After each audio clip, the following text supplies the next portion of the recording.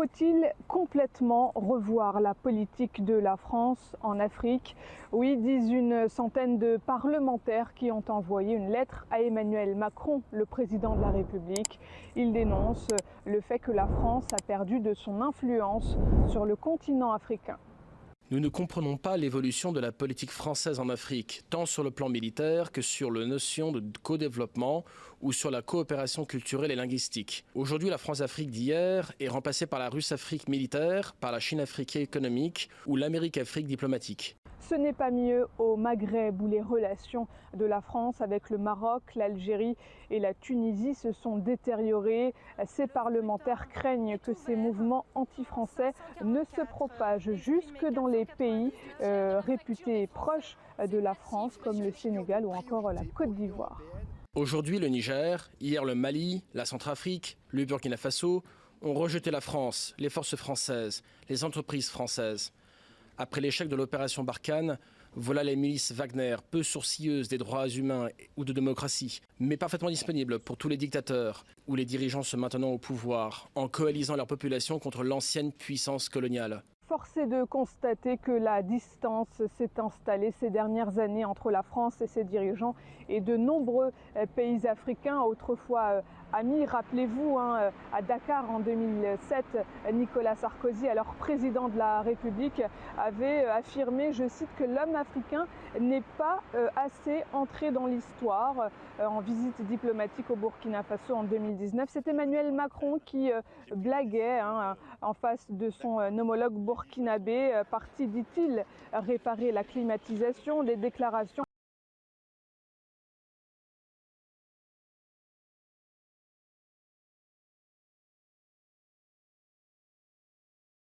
Parlementaire, mais son ministre des Armées l'a fait. Sébastien Lecornu refuse de parler d'échec au sujet de l'opération Barkhane et de ses 9 ans de présence au Mali et des 58 morts côté français.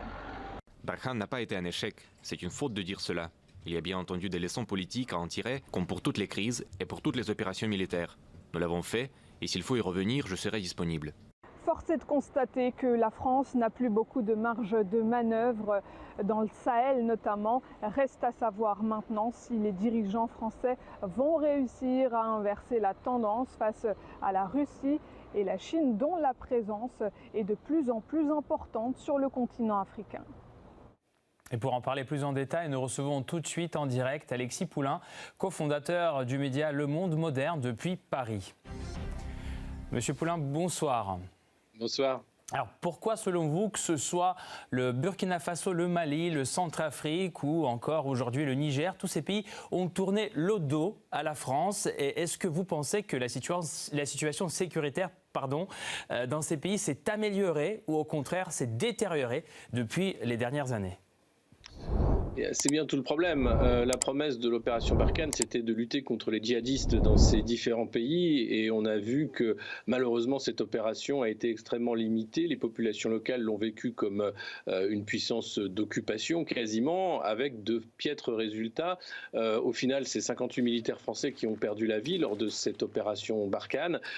Et une région qui, au lieu d'être sécurisée, consolidée, s'est retrouvée à tourner le dos à la France du fait de cette intervention mal menée, maladroite, ou qui n'est pas allée au bout finalement de ses promesses. Donc aujourd'hui, on se retrouve avec le bilan finalement de cette opération au Sahel, qui fait que 3 pays et d'autres commencent à regarder ailleurs et surtout à compter davantage sur eux-mêmes pour régler leurs problèmes plutôt que sur une puissance étrangère comme la France, compte tenu en plus de l'histoire évidemment longue entre la France et l'Afrique, histoire coloniale qui reste ancrée dans les mémoires et qui fait qu'aujourd'hui de nombreuses populations sont plutôt à regarder la France avec suspicion.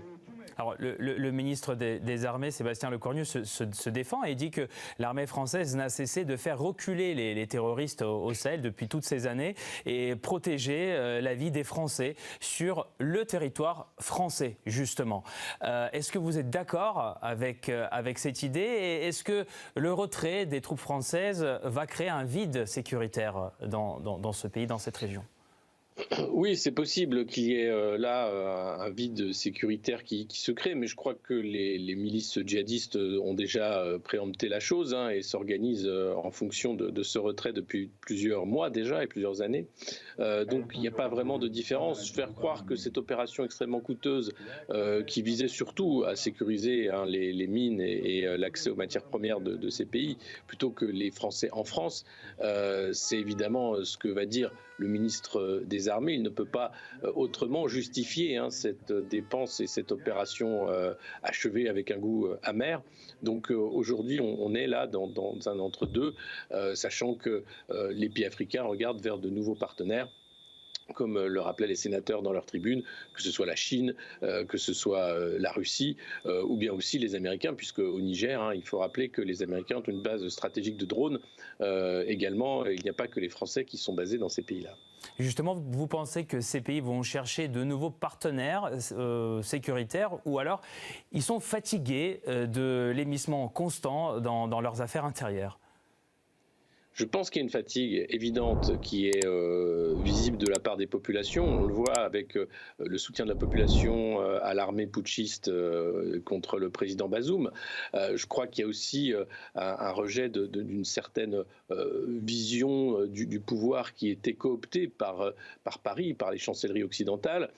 Et donc il y a une volonté là de reprise en main, avec en plus un souffle nouveau via la mise en place et l'accélération de la construction de la multipolarité avec le sommet des BRICS par exemple, et là clairement l'Afrique et les pays africains cherchent à être indépendants et à gérer leurs propres problèmes avec certes de nouveaux partenaires, mais à un pied d'égalité. Plus avec ce genre de mépris ou les discours calamiteux qu'il y a pu avoir par le passé de la part des présidents français. Est-ce que vous pensez que la Russie pourrait être un bon partenaire justement sur ce pied d'égalité avec ces pays ? Ben oui, on le voit d'ailleurs lors des manifestations. Les manifestants, naturellement et d'eux-mêmes, invoquent la Russie pour venir à leur soutien. On voit également l'importance des troupes Wagner dans les différents territoires pour sécuriser les mines, mais aussi les populations. Donc il y a là quelque chose qui s'est fait de longue date. Rappelez bien sûr le sommet africain qui a eu lieu en Russie il y a de cela quelques jours, où on voyait de nombreux chefs d'État se rendre autour de Vladimir Poutine, parce qu'il y a là aussi une histoire longue de coopération, d'abord avec la Russie soviétique et aujourd'hui avec la Fédération. Donc clairement, c'est là une porte d'avenir qui est en train de s'ouvrir et de manière assez naturelle, puisque, comme je le disais, il n'y a pas d'opération, c'est de la part des manifestants eux-mêmes qui en appellent à la Russie pour leur venir en aide.